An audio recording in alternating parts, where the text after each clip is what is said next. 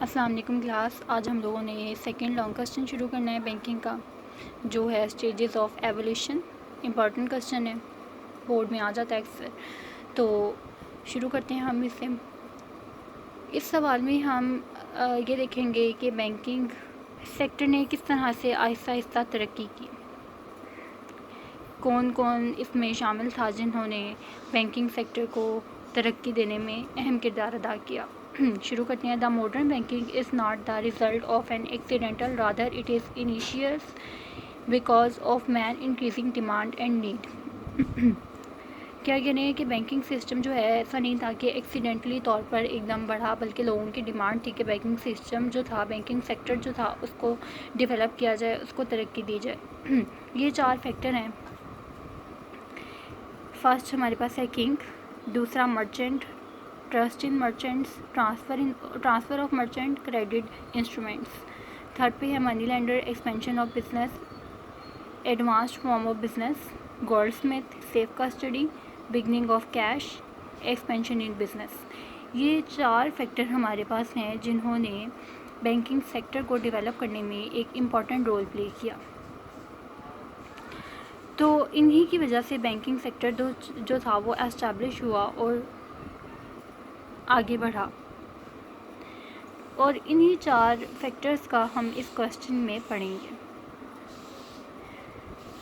دیکھتے ہیں. یہ ڈایاگرام اگر آپ بنانا چاہو تو اٹس گڈ، ٹھیک ہے، کیونکہ یہ پورے سوال کو ریپریزنٹ کرتی ہے کہ ہم لوگوں نے اس کوسچن میں کون کون سے پوائنٹ کرنے ہیں. سوال شروع کروانے سے پہلے میں آپ لوگوں کو ایک بات بتا دوں کہ آپ لوگ جس طرح آپ کامرس میں کرتے تھے کہ آپ لوگ انٹروڈکشن اور ڈیفینیشن لکھتے تھے، اسی طرح سے سوال کو شروع کرنے سے پہلے آپ انٹروڈکشن اور ڈیفینیشن لکھو گے. ڈیفینیشنز آ گئی ہیں بینک کی، تو وہاں پہ ہم پڑھیں گے کہ بینک کی کیا کیا ڈیفینیشنز ہوتی ہیں. نیکسٹ ٹاپک پہ سب سے پہلے ہمارے پاس ہے king. The role of king has been vital in the introduction and development of banking system. The king framed rules and made law of lending or borrowing money for the purpose of business transactions. ہم لوگوں نے history of bank میں دیکھا تھا کہ Kings نے، بادشاہوں نے کس طرح سے ایک امپورٹنٹ رول پلے کیا تھا بینک کی ڈیولپمنٹ میں. یہ ابھی ہم لوگوں نے پیچھے ہی پڑھا ہے کہ کنگ نے کس طرح سے، بادشاہوں نے ہر دور میں کس طرح سے مدد کی کہ وہ بینکنگ سیکٹر کو آگے ڈیولپ کر سکے، بڑھا سکے. تو اسی طرح سے یہاں پہ بتا رہے ہیں کہ بینکنگ سیکٹر میں جو بادشاہوں کا، کنگز کا رول ہے وہ بہت امپورٹنٹ ہے. کنگز نے جو تھا یہ لا ڈیولپ کیا تھا، لوگوں کو ادھار پیسے دیے جاتے تھے.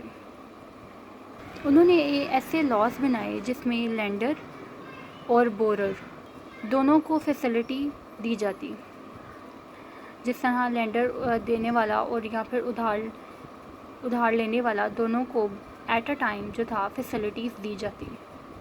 اس میں ہم لوگوں نے پیچھے پڑھا تھا کہ کنگ ہیمورابی تھا عراق میں، اس کے بعد کرویس تھا ترکی میں، کنگ ریومس تھا ایگپٹ میں، اور کنگ انڈیا میں تھا. ان بادشاہوں نے بینکنگ کی ڈیولپمنٹ میں، بینکنگ کی اسٹیبلش میں ایک امپورٹنٹ رول پلے کیا. نیکسٹ پوائنٹ دیکھتے ہیں. آگے ہمارے پاس ہے مرچنٹس کہتے ہیں سوداگر کو. اس میں کیا کہہ رہے ہیں کہ 12ویں اور 14ویں صدی میں مرچنٹس کو بہت امیر کنسیڈرڈ کیا جاتا تھا، کیونکہ ان کی جو ڈیلنگس کی پیسوں میں وہ اچھی تھی، لوگ ان پر اعتبار کرتے تھے. ان کی جو تمام طرح کی ڈیلنگس تھیں لوگوں سے وہ فیئر ہوتی تھیں، اس میں کسی قسم کا کوئی فراڈ نہیں ہوتا تھا. اسی وجہ سے لوگ جو تھے مرچنٹس کو اچھا سمجھتے تھے، ان کی رسپیکٹ بھی کرتے تھے، انہیں امیر سمجھتے تھے اور ان پر ٹرسٹ کرتے تھے. سیکنڈ پوائنٹ ہمارے پاس ہے ٹرسٹ ان مرچنٹ.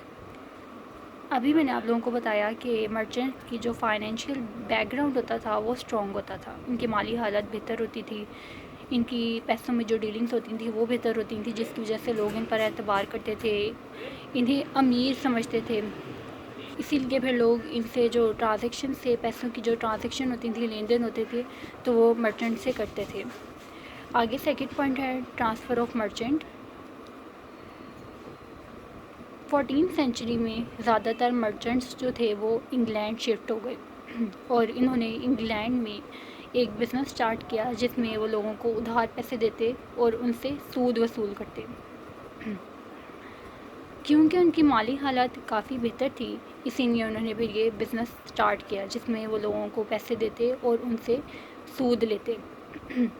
اکثر بعض اوقات ایسا ہوتا کہ بادشاہوں کو اگر کوئی ضرورت پڑتی پیسوں کی تو وہ مرچنٹ سے، سوداگروں سے ادھار لیتے پیسے انٹرسٹ بیس پہ۔ اس طرح سے سوداگروں نے بہت سی خدمات دیں اپنی بینکنگ فیلڈ میں۔ آگے آتے ہیں، تھرڈ پوائنٹ ہے